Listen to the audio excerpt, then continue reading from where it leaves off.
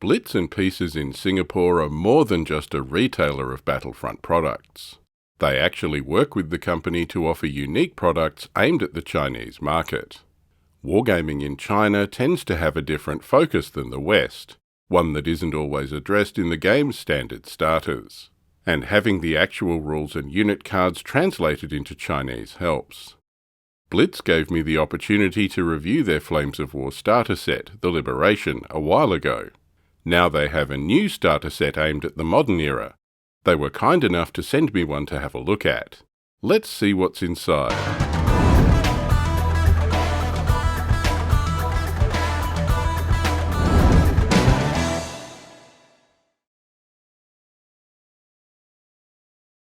This is TYBX02C, the Team Yankee Shock Assault starter set. It's a Chinese language complete starter set for the game. That means it contains everything you need to get two players onto the table and rolling some dice. Just a quick word if you aren't familiar with Team Yankee. It's a 15mm tabletop miniatures wargame by Battlefront. Team Yankee covers the mid-1980s, the end of the Cold War. It's a Cold War gone hot fictional scenario of a conventional Third World War, with rulebooks covering Europe and the Middle East. Playable nations include the US and Soviets, but also NATO allies like Britain, France, Holland and Canada, plus Warsaw Pact forces like Czechoslovakia, East Germany and Poland. Remember I said the Chinese wargaming focus is different and unique?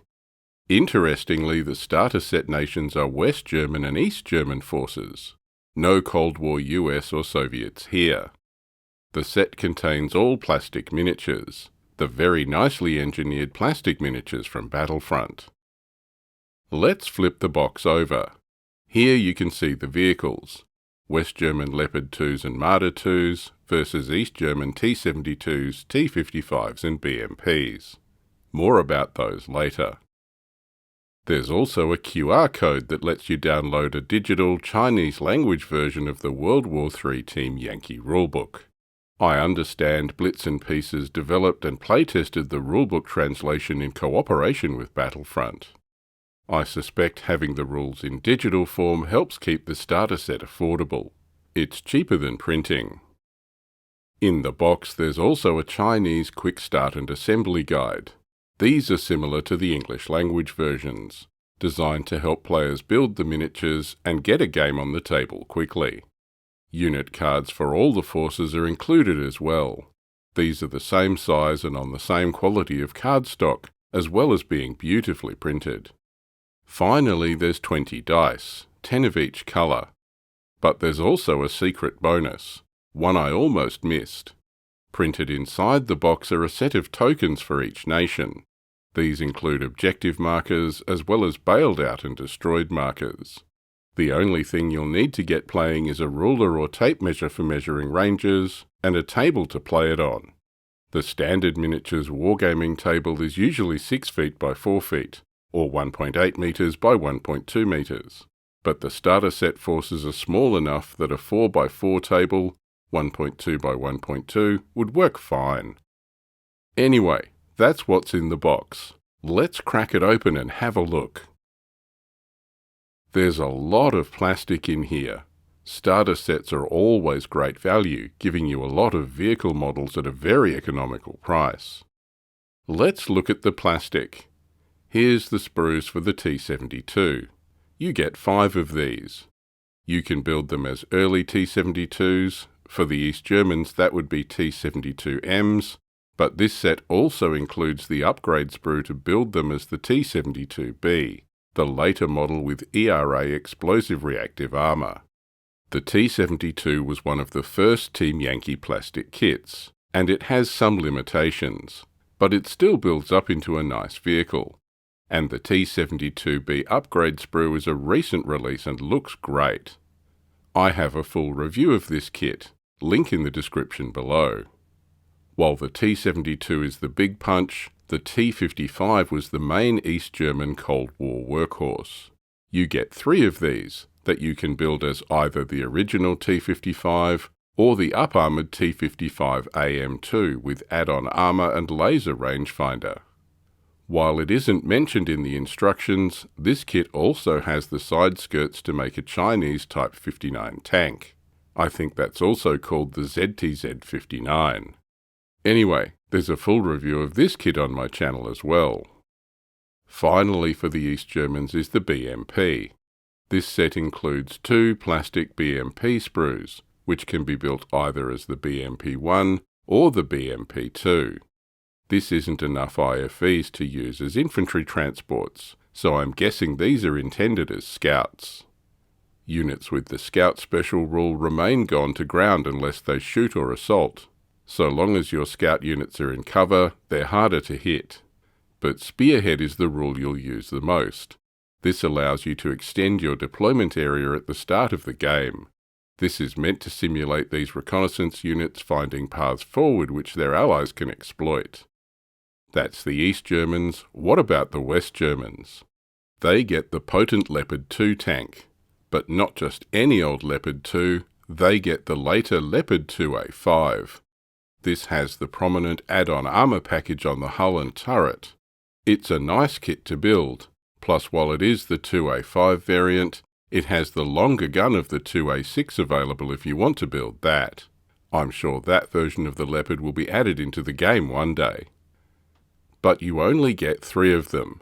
Leopard 2 is a very capable tank, but the West German player is going to feel pretty outnumbered against the 8 tanks his Eastern Bloc opponent gets. To back up the tanks, the West German player gets some infantry fighting vehicles as well. 3 Marder 2 IFVs. Marder 2 is an interesting case. It was designed to replace the Marder 1, but never actually went into production after the collapse of the Soviet bloc. Despite being only built as a prototype, it is available to the West Germans in Team Yankee. I'm guessing these are intended to be used as scouts as well. The Marder 2's gun could switch calibers.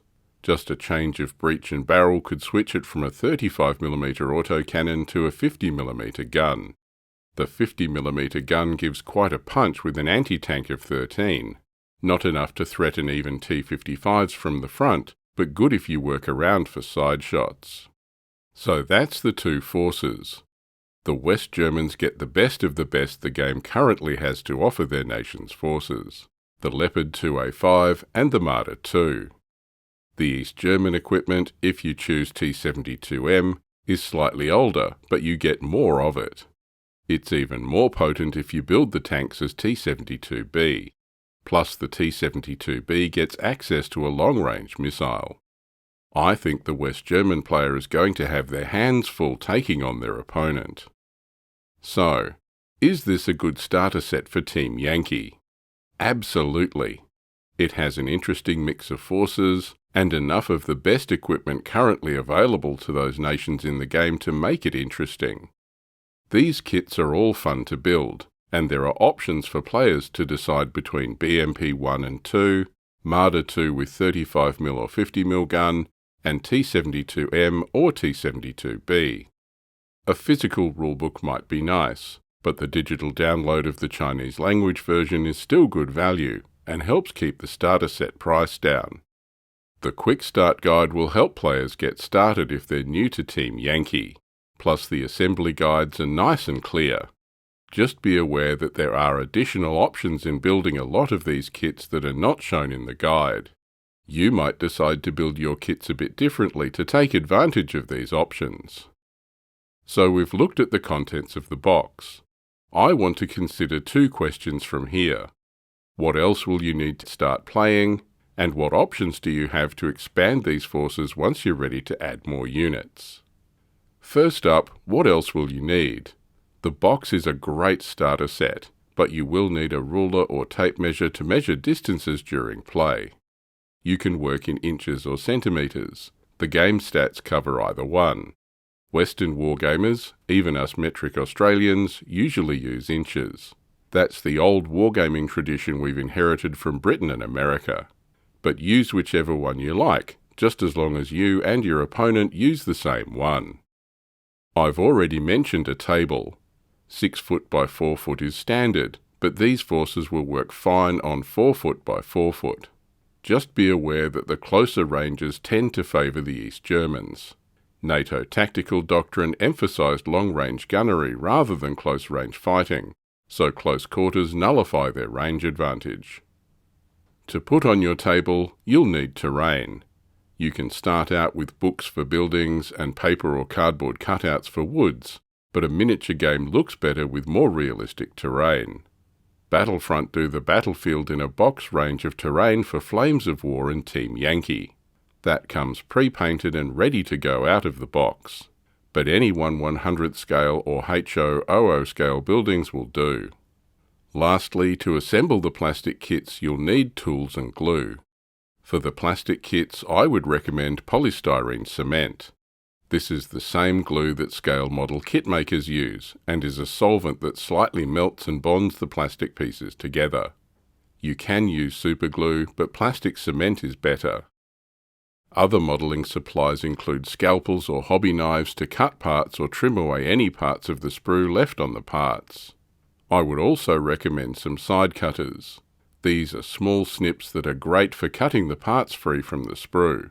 There are plenty of hobby snips available. My own toolkit includes some files or emery boards. The emery boards designed for use on fingernails are great for sanding down plastic parts as well. Hobby paints are available to paint your tank so they'll look their best. I'm not a great painter, but even just a simple brush or spray of the base colour of a vehicle makes a big difference. Battlefront recommends Vallejo hobby paints on their kits, and these work fine. But any hobby paints would work. You can brush them on, or cheat like me and use a spray can for the base colour. It is a good idea to put down a coat of primer on the plastic model first before the paint, to make the paint stick better. Both East German and West German forces made widespread use of camouflage patterns, but there are plenty of plain green paint jobs as well. The second question was, what expansions would I need to build a bigger force? East Germans have a lot of options. You can easily add more T-55 tanks quite cheaply. While these die quickly, sheer numbers can overwhelm NATO opponents. Swarm them and go for flank shots. Infantry are always a good option. East German Motschützen are hardier and more skillful than Soviet infantry, so they're good value. Infantry are good in Team Yankee for taking and holding ground, particularly around objectives. Other options are artillery like the 2S1 Carnation SP artillery battery, or aircraft like the Su-17 fitter. Quick and economical ways to expand might be the BMP Motor Rifle Battalion starter box to add infantry and BMPs, or the T-72 Tank Battalion starter box to go tank heavy. For the West Germans there's some strong options too. More tanks might be nice, but Leopard 2s are expensive in the points system of the game. Again, infantry are a strong choice, and West Germans get Panzer Grenadiers, a solid infantry force. Plus, you can make them air mobile with helicopters if you wish. The West German starter force box gives you more tanks, more Marder 2s, and also artillery, aircraft, and even helicopters. This, plus a few platoons of infantry, would expand the West Germans to be a very playable force. So that's the Chinese language Shock Assault starter box set for Team Yankee. Like the Liberation box set for Flames of War, BlitzMinis have created a unique product aimed at the needs of Chinese wargamers. This is the perfect product to get two players started in the game, without the usual focus on major nations. And at this price point, it's great value. There's plenty in the box for the price.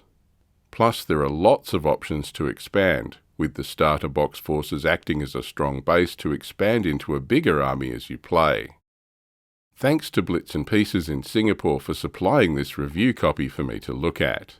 They always create interesting and useful products, and I'm happy to review and support them.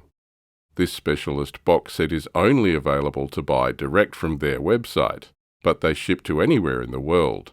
I'll put a link in the description below. If you're a Chinese wargamer, this is a great option designed to meet your modern wargaming needs. Give Team Yankee a go. If you do, we'd love to hear from you in the comments to tell us how you went. Thanks for watching. See you next time.